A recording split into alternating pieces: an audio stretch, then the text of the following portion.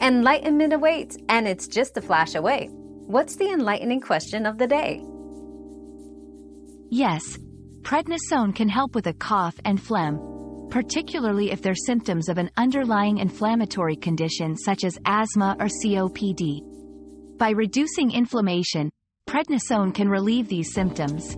However, it's crucial to use it under medical supervision, as it comes with potential side effects and isn't suitable for all types of coughs. We've quenched today's curiosity, but there's always more to learn. Keep the curiosity alive by subscribing and joining us for our next adventure.